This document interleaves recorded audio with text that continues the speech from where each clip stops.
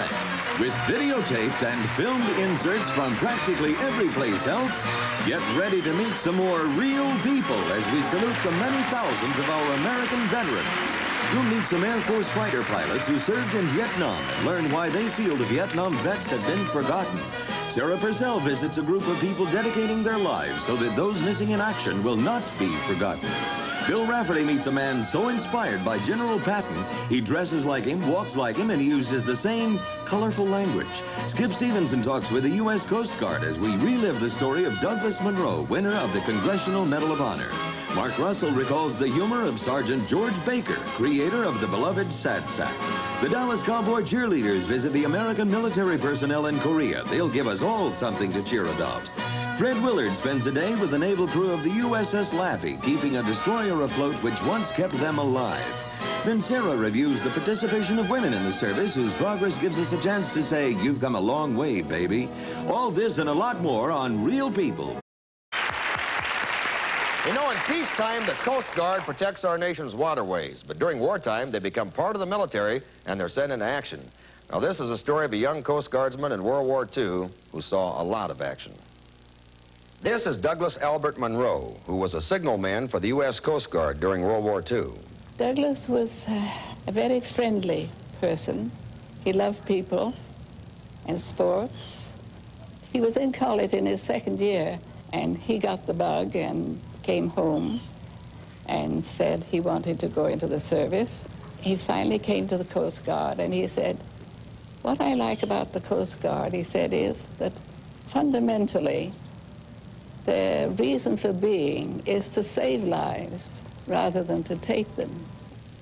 And then the day that he was to go, we drove him over to Seattle. We came to this stoplight, and he opened the front door, and he said, "So long, folks." Never said goodbye. He just went. Guadalcanal is one of the Solomon Islands, and where part of our victory over Japan was won. More than 75,000 Marines and soldiers from all branches of the service fought at Guadalcanal. It was the first time since the sneak attack on Pearl Harbor that the Allied forces were on the offensive. The victory at Guadalcanal was the beginning of Japan's defeat and the first step in the road back for U.S. troops. We didn't know where we were going, and even I think the commanding officers weren't sure about what it was like. We were told we were the first American troops to be shelled by an enemy battleship in our history. I think the worst night was the night of October 14th or 15th, when they started with their fleet and started shelling us all night long, continuously all night.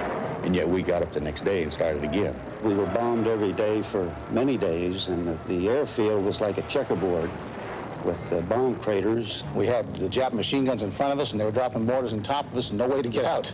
There was fireworks like you just couldn't imagine. We weren't sure if we'd get out of there after that experience. But all that stuff is just like a tattoo on my arm. It's in my brain. I'd never forget it. All hands, man your battle station. The Coast Guardsmen played a significant role in the battle at Guadalcanal.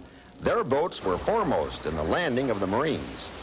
On September 27th, 1942, Douglas Munro volunteered for one such mission. There were 10 boats in all, with Signalman Munro in charge. The little fleet made a dash to the appointed place of landing, and all went well. The Marines were put ashore, and the boats returned to their troop carrier. Then an unexpected situation developed. The Japanese were attacking the beachhead. The defending Marines were under heavy crossfire and in danger of being wiped out. The only way to save them was to evacuate them. Doug Munro again volunteered to go, saying, "I brought them in, I'll get them out." Under heavy attack, the boats made it to the beachhead and began taking Marines aboard. But suddenly, enemy machine gunners began firing on the embarking men at close range. It seemed as though the Marines left on the shore would never reach the boats. There was nothing to cover them from the Japanese gunners. Or rather, there was a boat. Doug Munro's boat. He maneuvered his craft between the enemy guns and the trapped Marines, sheltering them from their hostile fire. But just as the last Marines were evacuated, Doug Munro was hit. He lived just about 10 minutes, I understand. And all he wanted to know was, did they get off? Did we get them off? That was it. And they said, yes, Doug, we did. And he just grinned. They said he just beamed, and then he died. It was a real tough night for every one of us at the Coast Guard base when he was at the Naval Operating Base there, when he was lost. We all felt the loss tremendously, but we were proud of him. I have slept with Doug Munro in the same bunk room. I've had dinner with him, chow with him. I've fought with him. And as a Coast Guardsman, he was a true American. Doug Munro gave his life in defense of his country and was decorated posthumously with the Congressional Medal of Honor, which his parents received from President Franklin D. Roosevelt. The medal we felt when we got home, we felt that it really belonged to the service itself, because the Coast Guard had never received it in all of its 192 years. So we decided to ask the Coast Guard if they would like to have it. And they replied delightedly. They would be delighted to have it. And now it's at the Academy in New London.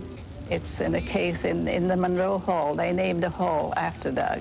And it's placed very nicely, and of course it'll always be there. On August 7th, veterans from all over the country got together in Winter Haven, Florida to celebrate the 40th anniversary of the Battle of Guadalcanal. Those 6 months of fear and fighting from August to December of 1942 were recalled time and again by the survivors who had come to pay tribute to the more than 6,000 military personnel who never left the Solomon Islands. Doug Munro's final tribute to his country is representative of the pride and glory which every Guadalcanal veteran feels toward America.